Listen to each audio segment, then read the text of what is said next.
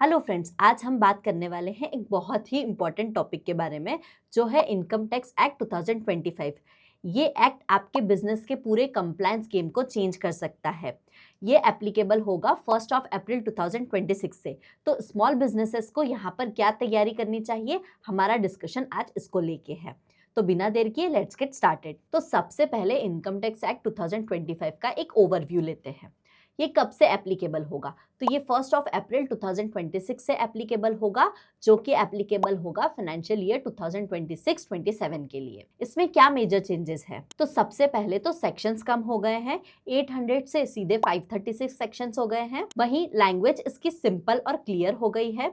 नया tax year का concept introduce हुआ है। ये क्या है, इसे हम नेक्स्ट सेगमेंट में समझेंगे। डिजिटल फर्स्ट अप्रोच फॉलो करने वाले हैं, मतलब फेसलेस असेसमेंट और ऑनलाइन कम्युनिकेशन। 12 लाख तक का बेसिक एग्जम्पशन लिमिट को रिटेन किया है। वहीं डिजिटल असेट्स और क्रिप्टो के लिए क्लियर टैक्सेशन रूल्स बनाए गए हैं। तो बेसिकली नए एक्ट का ऑब्जेक्टिव है कंप्लायंस को इजी करना, डिस्प्यूट को कम करना और डिजिटल गवर्नेंस को बढ़ाना। Tax year versus assessment year और प्रीवियस ईयर। अब एक कंफ्यूजन जो हर साल होता था वो है प्रीवियस ईयर और असेसमेंट ईयर को लेके। प्रीवियस ईयर मतलब जिस साल में आप अपनी इनकम अर्न करते हो, और असेसमेंट ईयर मतलब जिस साल में आप उस अर्नड इनकम पर टैक्स का पेमेंट करते हो। अब ये कंफ्यूजन दूर होगा क्योंकि नए सिस्टम में सिर्फ एक टर्म है जो है टैक्स ईयर। टैक्स ईयर का मतलब जिस साल आप इनकम अर्न करोगे वही साल आपका टैक्स ईयर होगा।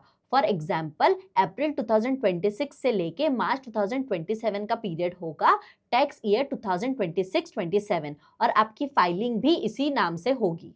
Presumptive taxation small business owners के लिए एक ब्लेसिंग जैसा है, क्योंकि यहाँ पर कम पेपर वर्क होता है और एक फिक्स्ड परसेंटेज पर ही आपकी इनकम डिसाइड होती है, जिससे स्मॉल बिजनेसमैन को बहुत हेल्प मिलती है। तो नए एक्ट में प्रिजम्पटिव स्कीम को कंटिन्यू रखा है, लेकिन टर्नओवर के लिमिट्स रिवाइज हो सकते हैं। वहीं डिजिटल ट्रांजैक्शंस को प्रमोट करने के लिए कैश टर्नओवर लिमिट्स भी रिवाइज हो सकते हैं। वहीं अगर प्रोफेशनल्स की बात की जाए तो इनके लिए भी सिंप्लीफाइड प्रिजम्पटिव ऑप्शन रिटेन किया गया है। मतलब अगर आपका टर्नओवर लिमिट के अंदर है तो आपको बुक्स मेंटेन करने की जरूरत नहीं है, लेकिन अब इनवॉइसेस और डिजिटल रिकॉर्ड्स का इंपॉर्टेंस और भी ज्यादा बढ़ गया है। ये पार्ट स्मॉल बिजनेस ओनर्स के लिए सबसे बड़ा रिलीफ है। सबसे पहले तो आईटीआर फॉर्म सिंप्लीफाई कर दिए गए हैं। बहुत सारे फॉर्म्स को हटा के अब कुछ ही सिंप्लीफाइड फॉर्म्स यहाँ पर इंट्रोड्यूस हुए हैं। दूसरा है फेसलेस असेसमेंट, मतलब अब आपको फिजिकली इनकम टैक्स ऑफिस जाने की जरूरत नहीं है, अब सब कुछ ऑनलाइन ही होगा। तीसरा है डिजिटल फाइलिंग, मतलब पोर्टल पर AI assisted help, autofill data और प्री वैलिडेट बैंक अकाउंट। और सबसे बड़ा रिलीफ है, अब लेट फाइलिंग के बाद भी रिफंड पॉसिबल है। Penalties and undisclosed income. अब थोड़ा सीरियस पार्ट, पेनल्टीज। अगर आप क्रिप्टो या डिजिटल असेट्स होल्ड करते हो तो अब वो कंपलसरी वर्चुअल डिजिटल असेट्स की कैटेगरी में आएंगे एंड गेन्स अकॉर्डिंगली टैक्सेबल होंगे। और अगर आपने इसे डिस्क्लोज नहीं किया है तो हैवी पेनल्टीज भी लग सकती है। दूसरा है अनडिस्क्लोज्ड इनकम पर फिक्स्ड पेनल्टी स्लैब्स, मतलब डिस्क्रिशन कम और क्लैरिटी ज्यादा। तीसरा, अगर आपके लिए बुक्स ऑफ अकाउंट्स मेंटेन करना मैंडेटरी है और अगर आपने वो नहीं किया है तब भी आपके ऊपर पेनल्टी लग सकती है। तो बॉटम लाइन ये है कि ट्रांसपेरेंसी मेंटेन करो और डिजिटल रिकॉर्ड्स रखो। Preparation and checklist for financial year 2026। तो अब नेक्स्ट क्वेश्चन आता है कि आखिर आपको क्या तैयारी करनी है। तो सबसे पहले अपने बिजनेस का कंप्लायंस और अकाउंटिंग सॉफ्टवेयर अपडेट करें। दूसरा, डिजिटल इनवॉइसिंग सिस्टम को अडॉप्ट करें। पेपर बिल्स से डिजिटल इनवॉइस पर शिफ्ट हो ताकि आपका कंप्लायंस और भी ज्यादा इफेक्टिव हो सके। डिजिटल इनवॉइसिंग एक बहुत ही इजी स्टेप है। मैं यहाँ पर इनवॉइसिंग कैसे करती हूँ आइए देखते हैं। मैं सिंपली अपने सॉफ्टवेयर में जाती हूँ, डैशबोर्ड पर मुझे सेल्स का ऑप्शन दिखता है। यहाँ पर मुझे इनवॉइस का ऑप्शन दिखेगा, मैं उस पर क्लिक करूंगी। उस पर क्लिक करने के बाद सिंपली यहाँ पर क्रिएट न्यू इनवॉइस पर क्लिक करूंगी।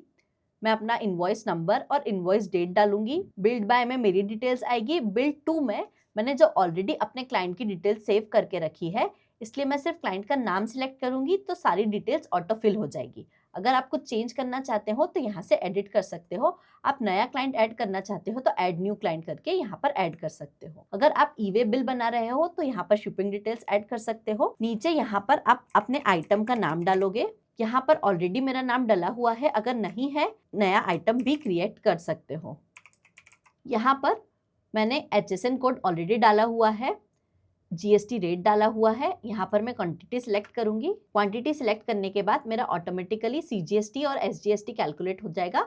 Along with total invoice value. यहाँ पर मेरे सिग्नेचर ऑलरेडी अपलोडेड है, आप चाहे तो यहाँ से आपके सिग्नेचर अपलोड कर सकते हैं या फिर सिग्नेचर पैड का यूज करके इसे यहाँ पर डाल सकते हैं। आप चाहे तो यहाँ पर टर्म्स एंड कंडीशंस, नोट्स या फिर अटैचमेंट या फिर कुछ एडिशनल इन्फॉर्मेशन भी ऐड कर सकते हैं। अगर ये रेकरिंग इनवॉइस है तो आप सिंपली रेकरिंग इनवॉइस पर क्लिक करें एंड एवरी मंथ अगर ये आपका इनवॉइस जाता है तो आप नेक्स्ट डेट डाल के इसे कर सकते हैं, ताकि आपको एवरी मंथ इनवॉइस बनाने की जरूरत ना पड़े। And simply save and continue पर क्लिक करेंगे। सेव एंड कंटिन्यू पर क्लिक करके यहाँ पर हमारा इनवॉइस बन गया। यहाँ पर अगर हम चाहें तो इनवॉइस की डिजाइन अपने बिजनेस के थीम के हिसाब से भी चेंज कर सकते हैं। यहाँ पर हमारे पास कलर एंड फॉन्ट चेंज करने का, हेडर फुटर चेंज करने का, पेज के साइज, मार्जिन्स और स्क्रिप्ट चेंज करने का ऑप्शन भी अवेलेबल है। यहाँ पर अपने बैंक और यूपीआई की डिटेल्स भी अपडेट कर सकते हैं एंड सिंपली अपना इनवॉइस बना सकते हैं। इसके साथ ही अगर हम चाहें तो इस इनवॉइस को डाउनलोड कर सकते हैं, और अगर हमें ई इनवॉइस भेजना है तो इसे हम डायरेक्टली ईमेल या व्हाट्सएप के थ्रू भी यहाँ से भेज सकते हैं। तो देखा आपने, इनवॉइस बनाना अब कोई हेक्टिक टास्क नहीं है। आप सिंपली कुछ ही मिनट्स में अपना इनवॉइस बना सकते हैं और उसे अपने क्लाइंट को भेज सकते हैं। अगर आप भी ये सिंपल सॉफ्टवेयर यूज करना चाहते हैं तो इसकी लिंक हमने डिस्क्रिप्शन में दी है। तीसरा पॉइंट है क्रिप्टो और डिजिटल असेट्स का प्रॉपर रिकॉर्ड रखना। चौथा है अपने स्टाफ को नए चेंजेस के बारे में प्रॉपरली एडुकेट करना। पांचवा, अपने सीए या टैक्स कंसल्टेंट से एक बार टैक्स ईयर और जो नए चेंजेस है उनकी एप्लीकेबिलिटी पर डिस्कस करें।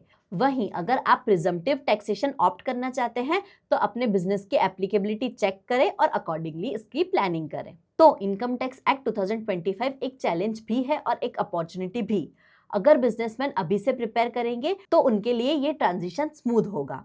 तो आपके बिजनेस पर इनकम टैक्स एक्ट 2025 क्या इम्पैक्ट करेगा, ये हमें कमेंट में बताएं। इसके साथ ही अगर आपके इस टॉपिक से रिलेटेड कोई क्वेश्चंस है या आप हमें कोई सजेशंस देना चाहते हैं तो भी नीचे कमेंट में बताएं। Thank you.